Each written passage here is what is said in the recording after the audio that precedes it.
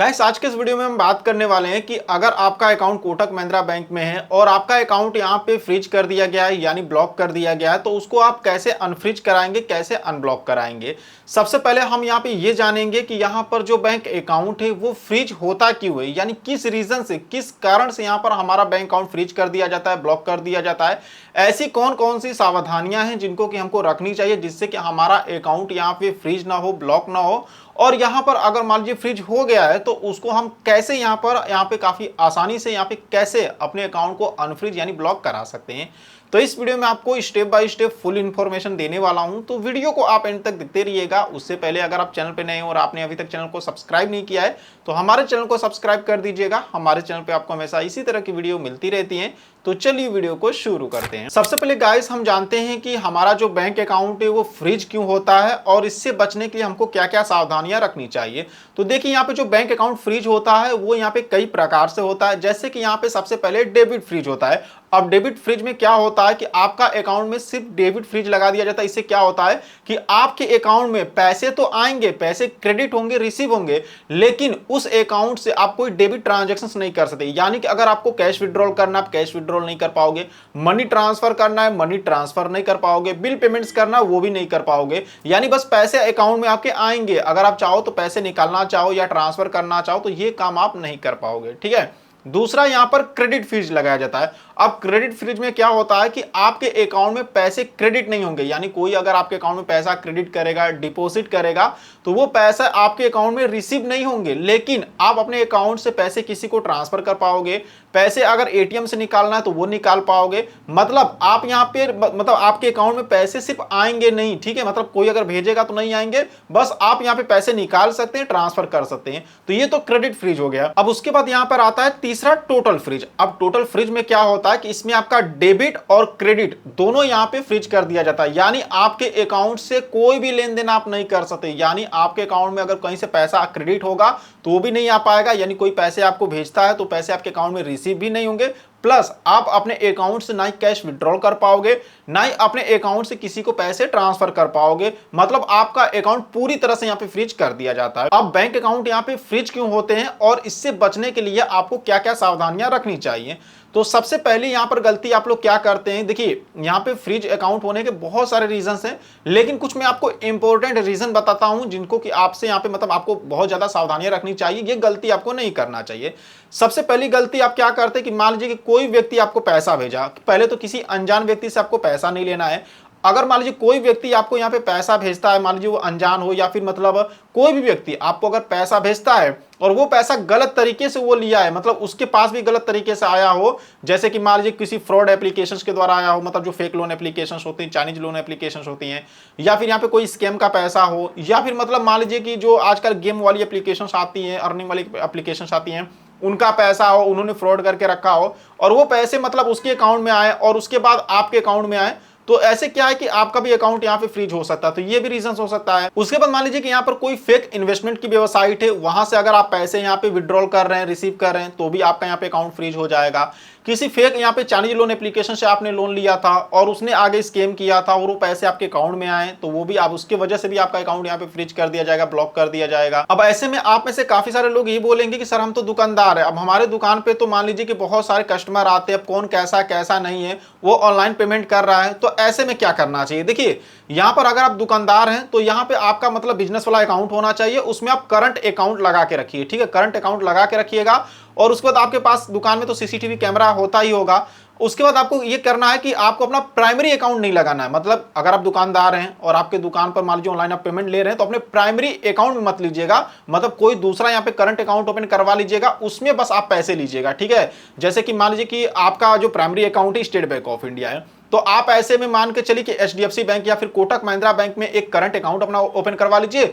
उस अकाउंट में अगर कोई कस्टमर आता तो पैसे लीजिए, बाद में उस पैसे को क्या करना है कि कैश विड्रॉल करके फिर अपने बैंक में जाके आप डिपॉजिट करा लीजिए। मतलब ट्रांसफर भी मत करिएगा, डिपॉजिट करा दीजिएगा। इससे आप यहां पर बच सकते हैं। अगर मान लीजिए कोई कस्टमर आता है और उस कस्टमर के पास, मान लीजिए कोई कस्टमर आपके पास आता है, उस कस्टमर के पास फेक पैसा आया हो, मतलब कहीं स्कैम से पैसा आया हो और वो आपको अगर पेमेंट करता, तो ऐसे में आप बच सकते हैं। क्योंकि जो पुलिस होती है ना, वो 7 लेयर तक यहाँ पे मतलब अकाउंट को फ्रीज करती, ब्लॉक करती है। ठीक है, तो इस तरह से अगर आप दुकानदार है तो बच सकते हैं, ये सावधानी रख के, ठीक है।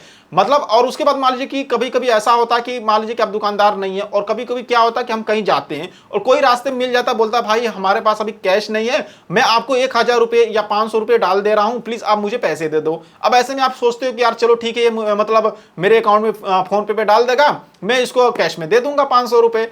तो अगर मान लीजिए वो डाल दिया और अगर उसके अकाउंट में कहीं से पैसा आया हो, वो पैसा स्कैम का हो या फिर मतलब कोई अर्निंग एप्लीकेशंस का हो या फिर फेक लोन एप्लीकेशंस का हो या मतलब किसी गलत तरीके से पैसा अगर उसके पास भी आया होगा और वो पैसे आपके अकाउंट में 500 रुपये डाल दिया, तो 500 के चक्कर में आपका 5 लाख रुपए यहाँ पे मतलब ब्लॉक हो जाएगा। यानी आपके अकाउंट में जितने पैसे हैं सारे अकाउंट यहाँ पे मतलब आपके सारे पैसे यहाँ पे ब्लॉक हो जाएंगे, यहाँ पे मतलब आपका अकाउंट फ्रीज कर दिया जाएगा। उसके बाद यहाँ पे सस्पिशियस यहाँ पे जो ट्रांजेक्शन है उनकी वजह से भी आपके अकाउंट को फ्रीज किया जा सकता है, जिसमें कि क्या होता है कि जैसे आप अपने बैंक अकाउंट में ज्यादा लेन देन करने लगे, मतलब मान लीजिए कि आपका कहीं से विदेश से पैसा आने लगा, विदेश से आप ज्यादा लेन देन कर रहे हैं, या फिर मान लीजिए कि आप हमेशा 1 लाख 1.5 लाख रुपए तक अपने अकाउंट में ट्रांजेक्शन करते हैं मंथली, ठीक है, मान के चलिए, और एक बैग आपके अकाउंट में 50 लाख 1 करोड़ ऐसे अगर आप ट्रांजेक्शन होने लगे एक ही महीने के अंदर, तब आपका यहां पे सस्पिशियस ट्रांजैक्शन तहत आप बैंक जो है वो आपके यहां पर अकाउंट को फ्रीज कर सकती है, ब्लॉक कर सकती है।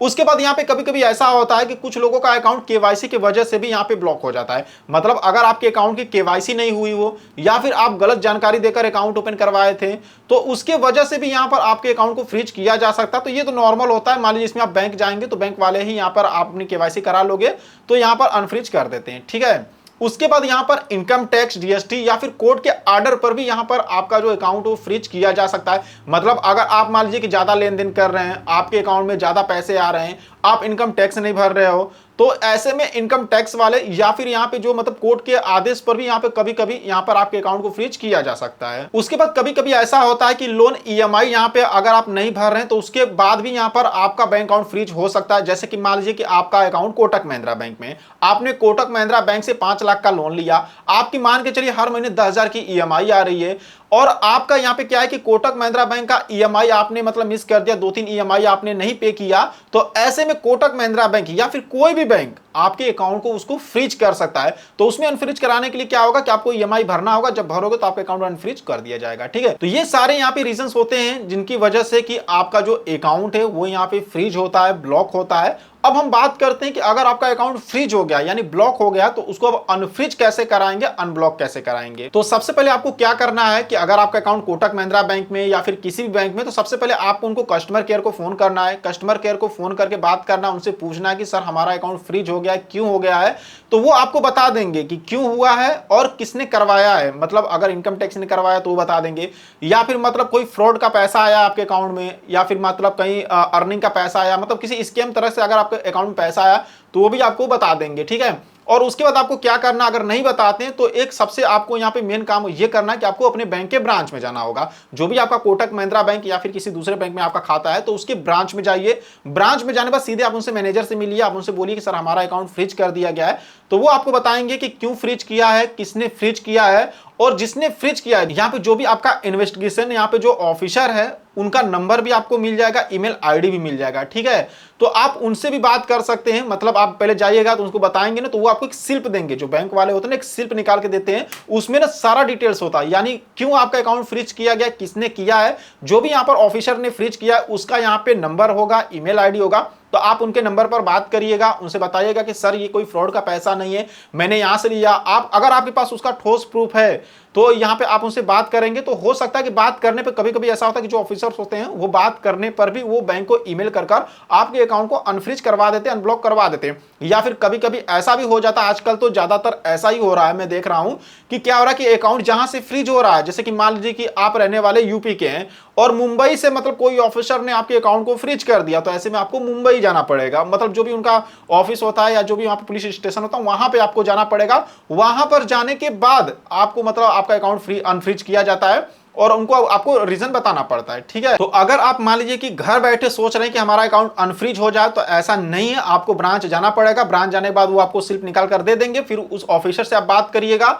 और फिर आप अपने अकाउंट को अनफ्रीज करा सकते हैं। अगर आपका अकाउंट केवाईसी की वजह से फ्रीज हुआ है, ब्लॉक हुआ है, तब आपको अपने अकाउंट की केवाईसी करानी पड़ेगी। जैसे अकाउंट की केवाईसी करा लोगे, आपका अकाउंट यहाँ पे अनफ्रीज कर दिया जाएगा। ठीक है, तो गाइस देखिए ये यहाँ पे कुछ रीजंस होते हैं और यहाँ पे इस तरीके से अकाउंट को अनफ्रीज करा सकते हैं। वीडियो के एंड में भी मैं आपको यही बताऊंगा कि जिसको आप नहीं जानते उससे जल्दी आप यहाँ पे कोई पैसा मत लीजिए। प्लस आप यहाँ पर कम से कम 3 अकाउंट अपना जरूर ओपन करके रखिए। पहला एक प्राइमरी अकाउंट रखिए जिसमें कि आप किसी से लेन देन मत करिए, उसमें अपने सेविंग्स का पैसा रखिए, जो भी आपके सेविंग्स का पैसा है। दूसरा यहां पर एक और अपना अकाउंट रखिए, जो तीसरा रहेगा, तीसरे अकाउंट से लेन देन करिए, मतलब किसी को यूपीआई से ट्रांजैक्शन करना, जो भी करना, उसमें ज्यादा पैसा मत रखिएगा, 1000 10,000 यही रखिए, ज्यादा उसमें अकाउंट पैसे मत रखिए। और किसी से यहां पे लेन देन करना तो उससे करिए।